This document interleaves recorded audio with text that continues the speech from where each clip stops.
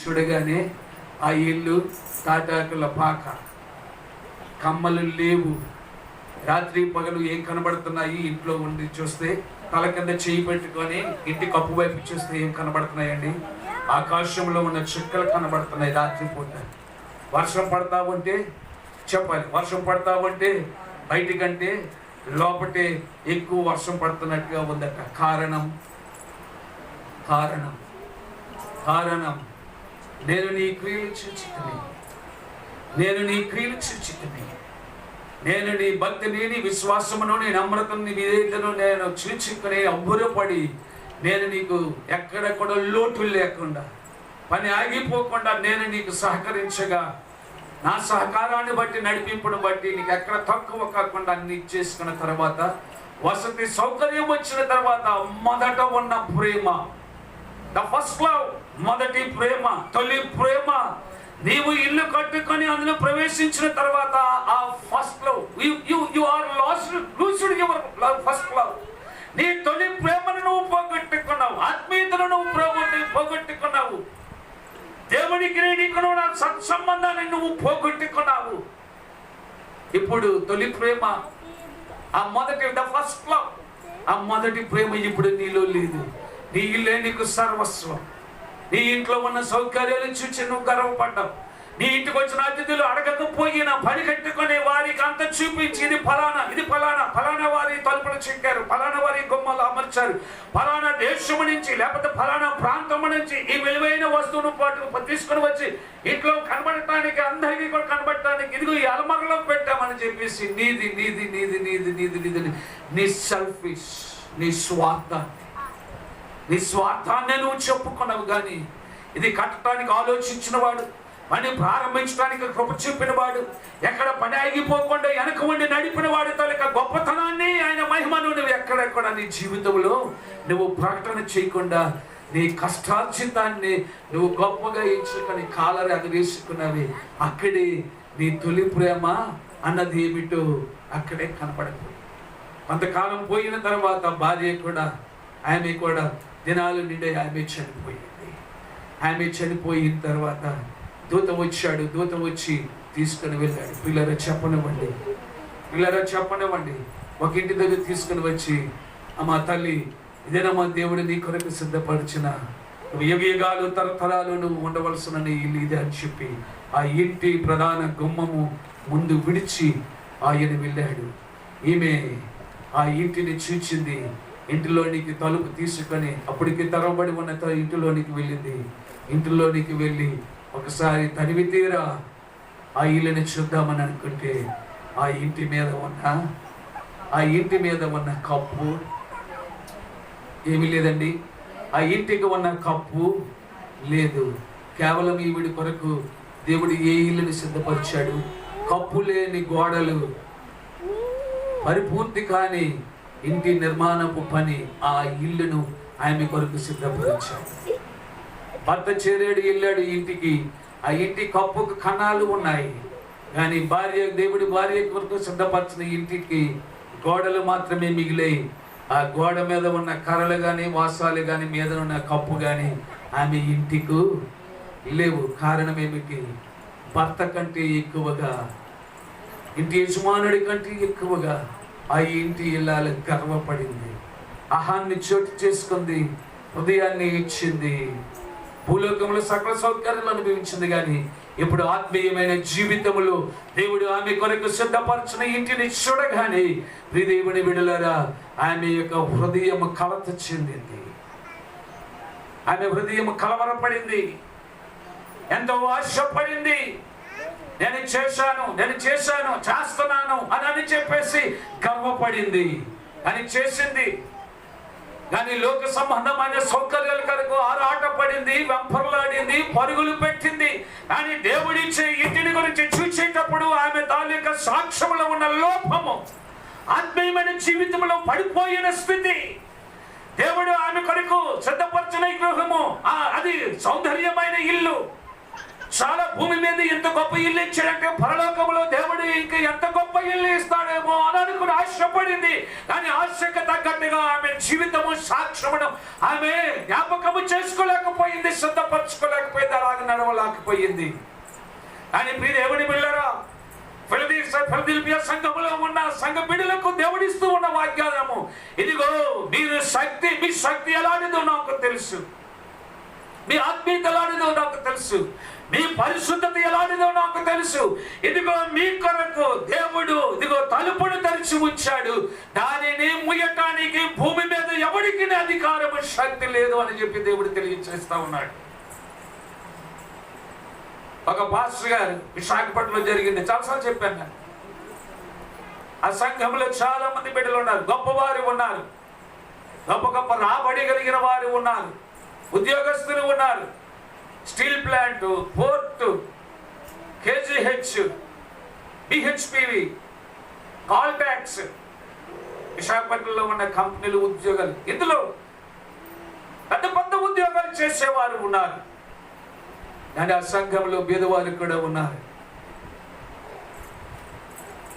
అయితే ఆ దైవజనుడట, ప్రియదేవుని బిడ్డలారా, టీవీలో వర్తమానం ఇచ్చే దైవజనుడు, ఆయన ప్రకటన చేస్తున్నాడు, ప్రార్థన చేస్తున్నాడు. ఒక ఆదివారం నాడట, పిల్లరా ప్రార్థన అయిపోయింది, కొంతమంది పాస్టర్ గారిని కలిసిన వరకు కలిసి వారి సమస్యలు చెప్పుకొని ప్రార్థించుకొని వెళ్తున్నారు. ఎప్పుడు కూడా ఒక మా అమ్మ వచ్చి ప్రేయర్ చెప్పి, అయ్యా ఎప్పుడు ఒకే మాట అనేదట, అయ్యా నా కొడుకు, నా కోడలు, నా కూతురు, నా అల్లుడు, నా మనవలు, మనవరాళ్ళు నా వలె నా దేవుని దగ్గరికి రావాలి, వారు దేవుని యొక్క రాజ్యంలో వారిని చూడాలి, ఆశ అదేనయ్యా అని చెప్పేసి ప్రతి వారం వచ్చి పాస్టర్ గారికి అది చెప్పేదండి. పాస్టర్ గారు, పాస్టర్ గారు ధైర్యం చెప్పి ప్రార్థన చేసి పంపించేవారట. ఒక ఆదివారం నాడు ప్రియదేవుని బిడ్డల సంఘం అంతా వెళ్ళిపోయేవారు కొందట. ఎప్పుడు కూడా ఈ మాట చెప్పి ప్రార్థన చేసుకొని వెళ్ళిపోయింది.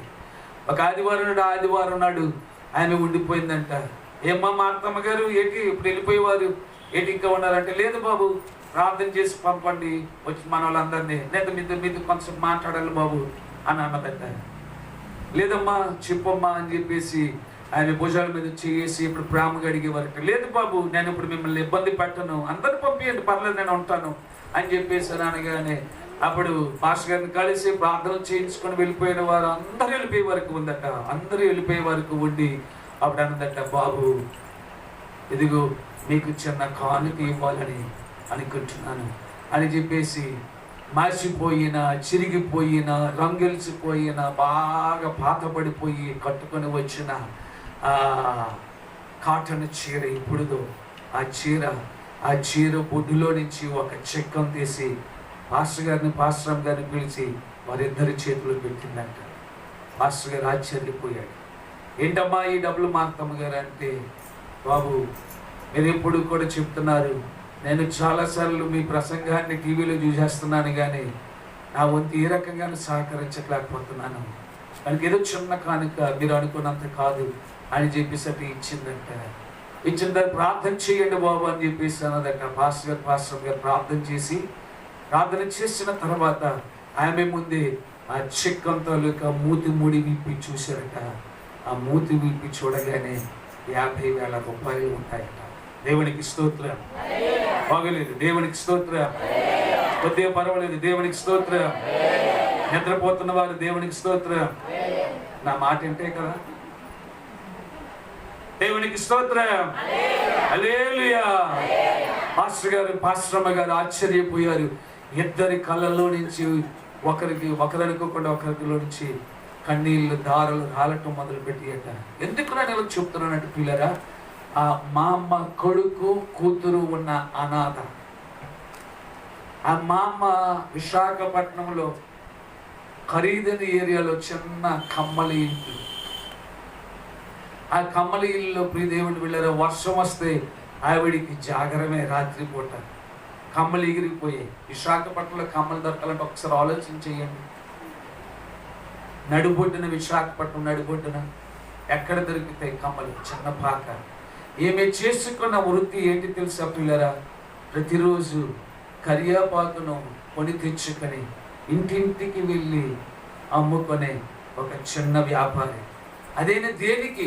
ఆమె కడుపు నింపుకొని ఎంత కరివేపాకు కొన్ని పట్టుకొచ్చి అమ్మితే ఒక పూట భోజనం వస్తుందా మా అమ్మకు ఒకసారి ఆలోచించి.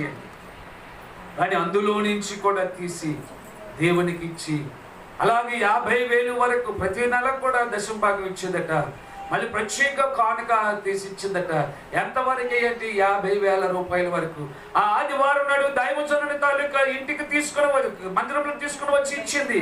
దైవజనుడు ఆయన విప్పించాడు. కానీ ప్రియదేవుని వెళ్ళారా, ఆయన టీవీలో వర్తమానం ఇచ్చి ఒక అరగంట, ఆ టీవీలో ఒక అరగంట దానికి 30,000 ఖర్చు అవుతుంది.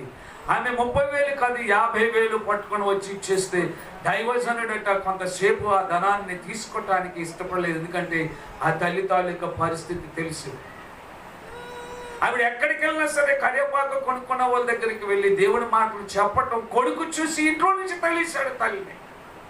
ఆ ఊరిలోనే కూతురు ఉంది, అల్లుడు ఉన్నాడు. కనీసం ఈ దేవుడిని నమ్ముకున్నాడు, ఈ ముసలిదానికి పని లేదు, మాటలు చెప్తాదని చెప్పేసి కూతురు కూడా మొక్క మీద తప్పని తలిపేసేసి తల్లిని బయట పెట్టేసిందట. కొడుకు ఉద్యోగస్తుడు, అల్లుడు భీభత్సమైన ఉద్యోగస్తుడు, భయంకరమైన రాబడి అల్లుడికి కొడుకుకి కూడా. కనీసం సంవత్సరానికి ఒక్కసారి కూడా తల్లిని ఇంటికి పిలిచి కనీసం ఒక పట్టెడు భోజనం, ఒక పిడికెడు భోజనం పట్టిన దాఖలాలు లేవు కొడుకుకి కానీ కూతురికి కానీ. కానీ దేవుడు కొడుకుని కానీ కూతురిని ఇద్దరిని కూడా విడిచిపెట్టడానికి ఒప్పుకుంది. కానీ తాను నమ్మిన యేసును విడిచిపెట్టడానికి మాత్రమో నమ్ముకుని యేసును విడిచిపెట్టడానికి మాత్రమో ఒప్పుకోలేదు. ముందే చెప్పాను, మాసిపోయిన చీర, నలిగిపోయిన చీర, చిరిగిపోయిన చీర, నెత్తి మీద గంప, కరివేపాకు వ్యాపారం, ప్రతి నెల దశమ భాగం. దైవజనుడు టీవీలో వర్తమానం ఇస్తా, వర్తమానం సరే అందరూ ఇస్తున్నారు. నా పేర్లు కూడా దేవుని యొక్క రాజ్యంలో వినబడాలని 50,000 దాచింది పట్టుకొని వెళ్ళి, అయ్యా ఇదిగో మీరు వాక్యం అందిస్తున్నారు, ఆ వాక్యం అనేక మంది ప్రజలు చూస్తున్నారు. కనీసం ఒక్కరు, కేవలం ఒక్కరంటే ఒక్కరు మీ వాక్యం విని రక్షించబడితే, చెప్పాలి, రక్షించబడితే దేవుని యొక్క సన్నిధికి వస్తే దానికి మించిన ఆస్తి అంతస్తు నాకు అక్కరలేదు. ఎందుకు ప్రయాసపడింది తెలుసా? నేను ఈ లోకంలో పూరింట్లో ఉంటున్నాను, కమ్మలు ఎగిరిపోయాయి. ఈ భయంకరమైన మహాపట్నంలో కమ్మలు కొనుక్కోవడానికి నాకు స్తోమత లేదు. వర్షం వస్తే కారిపోతుంది, వేసవి కాలం అగ్ని వస్తే బూడిదైపోతుంది ఒక పావు గంటలో నా ఇల్లు. కానీ ఈ లోకంలో నాకు కమ్మలు ఇల్లే కావచ్చు, కమ్మలు ఎగిరిపోయిన ఇల్లే కావచ్చు. వర్షం పడితే వర్షమంతా నా ఇంట్లో పడేదే కావచ్చు. నేను భూమి మీద దేవుని కొరకు నా పెట్టుబడి పడితే పరలోకములో దేవుడు నా కొరకు అందమైన, సుందరమైన, శృంగారమనబడిన చక్కటి ఇల్లు. అది యుగములు, తరతరములు. వినండి ప్రియదేవుని బిడ్డలారా, అది ఎవరి చేత? మేస్త్రి చేత కట్టబడిందా? పనివారి చేత కట్టబడినదా? దేవుడు ఏ పట్టణమునకు శిల్పియు నిర్మాణకుడై ఉండదు ఆ మహిమ గల పట్టణము కొరకు అబ్రహాము బ్రతికినంత కాలము ఎదురు చూసెను. హెబ్రీ పత్రికలో ఉంటది. ప్రియదేవుని బిడ్డలారా, అబ్రహామట బ్రతికినంత కాలము దేవుడే స్వయంగా శిల్పియు నిర్మాణకుడై ఉన్నాడు. ఆ మహిమ గల పట్టణము కొరకు అబ్రహాము ఎదురు చూశాను. అబ్రహాము చనిపోయాడు, దేవుని సన్నిధికి చేరిపోయాడు. అందరికంటే ముందు ఆయన తర్వాత లాజరు చనిపోయాడు. లాజరు ఎవరి రొమ్మున ఆనుకున్నాడండి? అబ్రహాము రొమ్మున ఆనుకొనెను అని దేవుని యొక్క లేఖన భాగాలు తెలియజేస్తున్నాయి. ఇలా చెప్పనమండి, పెదవారి ఫిలదెల్ఫియా సంఘము, పేదవారి ఫిలదెల్ఫియాలో ఉన్న సంఘము, దిక్కులేని వారి ఫిలదెల్ఫియాలో ఉన్న సంఘము. కానీ వారట శక్తి నెరిగిన వారు, వారి క్రియలు ఎలాంటివో దేవునికి తెలుసు. వారి కొరకు దేవుడి పిల్లల పరలోకపు పట్టణములో దేవుడు ఎవరెవరికి నియమించాడు, కేటాయించాడు, స్థిరపరిచాడు, కట్టాడు. ఆ ఇంటి గుమ్మముల తలుపులు వారి కొరకు తెరిచి ఉంచాడు. దానిని ఎవరినో ముయ్యటానికి కానీ, తాళం వేయటానికి కానీ, గొండం పెట్టడానికి కానీ ఎవరికి ఏమీ లేదండి, అధికారం లేదు. ఈ మధ్యాహ్న కాల సమయం ఆత్మీయులారా, ఈ లోకంలో నువ్వు నేను 60-70 అధిక బలం ఉంటే 80 సంవత్సరాలు బ్రతికి ఇంటి కొరకు తాపత్రయపడదామా? పరలోకములో నీ కొరకు నా కొరకు కట్టబడి, తలుపు తెరవబడి నీవు స్వతంత్రంగా ఎవరిని అడగకుండా నువ్వు స్వతంత్రించుకున్న నీ ఇంటి తలుపు తెరిచి ఉండేలాగా నువ్వు సిద్ధపడతావా? Choice is yours, time is yours. సమయం మీదే, అవకాశం మీదే. సద్వినియోగం చేసుకుంటావా, దుర్వినియోగం చేసుకుంటావో నీ మట్టుకు నువ్వు ఆలోచించు. కళ్ళు మూసుకుందాం, ప్రార్థన చేసుకుంటాం.